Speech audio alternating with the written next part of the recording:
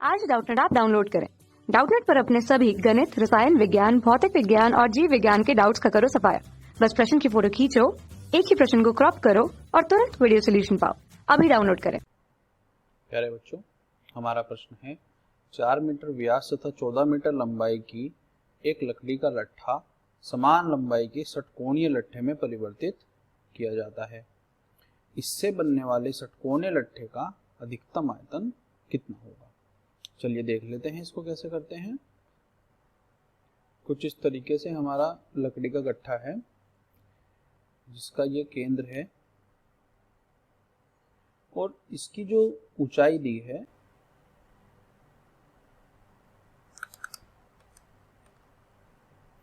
इसकी ऊंचाई दी है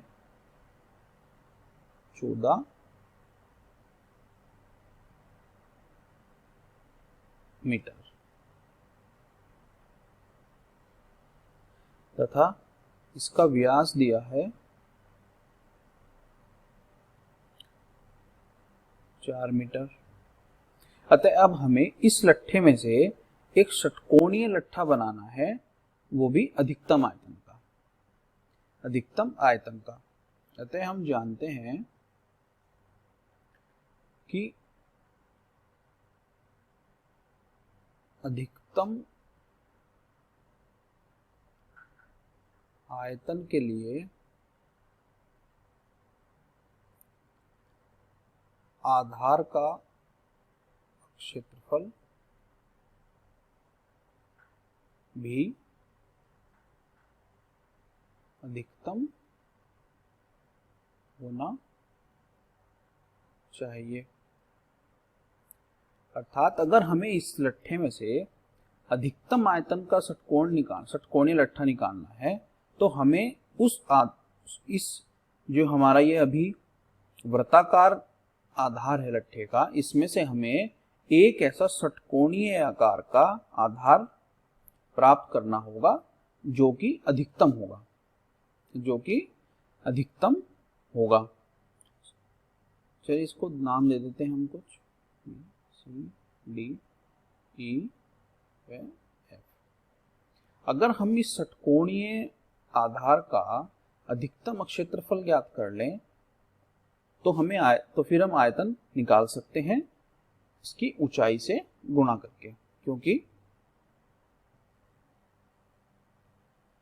किसी भी आयतन का जो निकालने का सूत्र होता है वो होता है आधार का क्षेत्रफल गुणा ऊंचाई। अगर हम आधार के क्षेत्रफल में ऊंचाई की गुणा कर दे तो हमें आयतन मिल जाता है। तो सर्वप्रथम हम ये देख लेंगे कि इस वृत्त में से हम कितने अधिकतम क्षेत्रफल का षटकोण निकाल सकते हैं। चलिए देख लेते हैं।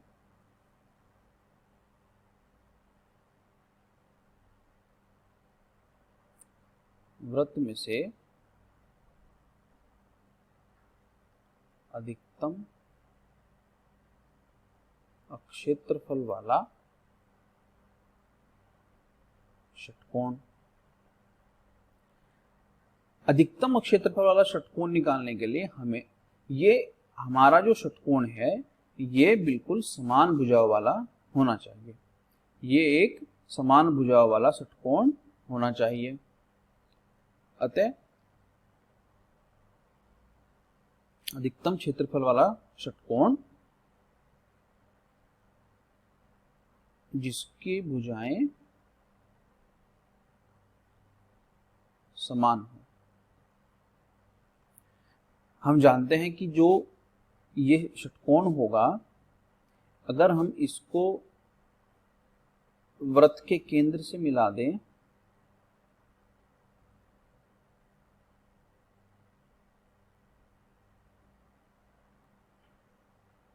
इस षटकोण के एरिया को, इस षटकोण के क्षेत्रफल का अधिकतम होने के लिए अगर ये भुजा हमारी A है और ये हमारी R त्रिज्या है तो A बराबर R होना चाहिए।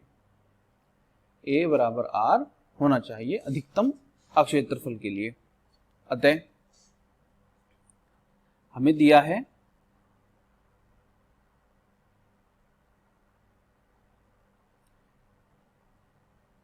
व्यास बराबर 4 मीटर, तो त्रिज्या r हो जाएगी 2 मीटर। इसलिए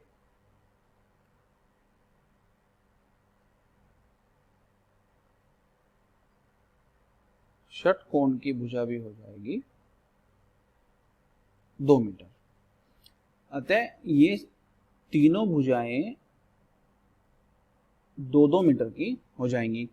अगर ये तीनों भुजाएं 2-2 मीटर की हो जाएंगी तो ये हमारा एक समबाहु त्रिभुज हुआ।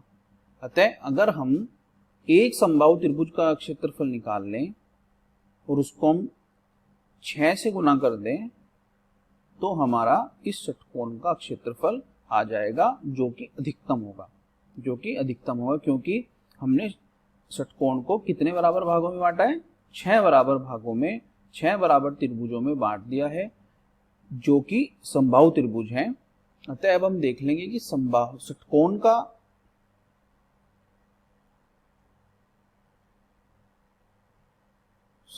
का आधार का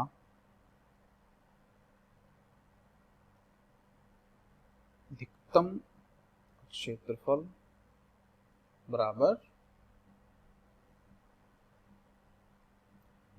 6 गुना समबाहु त्रिभुज का क्षेत्रफल। अतः हम जानते हैं कि समबाहु त्रिभुज का क्षेत्रफल होता है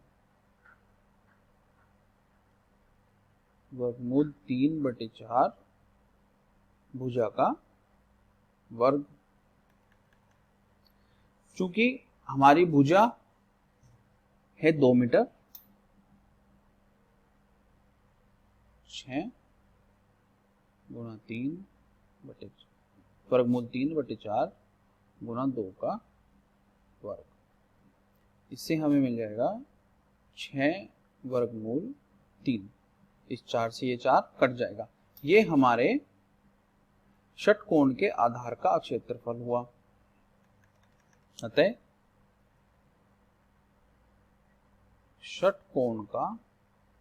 ये हमारे षटकोण का अधिकतम क्षेत्रफल हुआ। इसलिए षटकोण का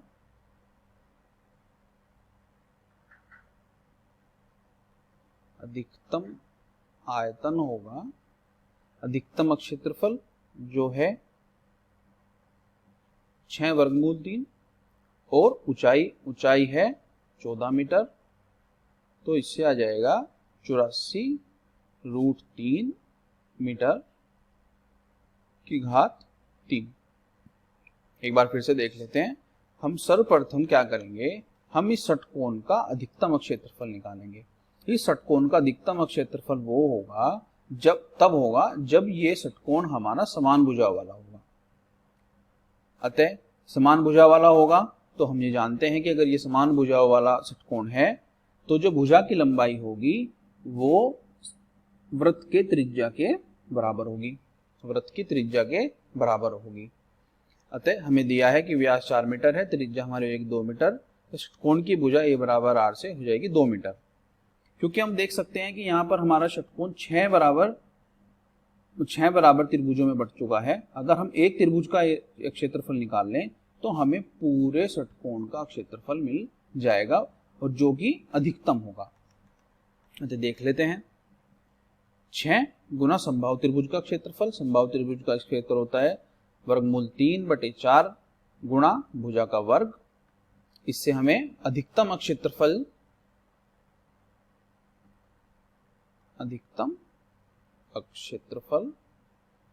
आ जाएगा। और हम जानते हैं कि आयतन निकालने के लिए क्षेत्रफल को ऊंचाई से गुना करना होता है। अतः हमारे षटकोण का अधिकतम आयतन होगा 84√3 मीटर और क्यूब। यही हमारा आंसर है। यही हमारा आंसर है। आशा करते हैं कि आपको प्रश्न समझ में आया होगा। धन्यवाद। कक्षा 6वीं से 12वीं से लेकर नीट, IIT, JEE वो एडवांस के लेवल तक 1 करोड़ से ज्यादा छात्रों का भरोसा। आज ही डाउनलोड करें डाउटनेट ऐप या व्हाट्सएप करें अपने सारे डाउट्स 8400 400 400 पर।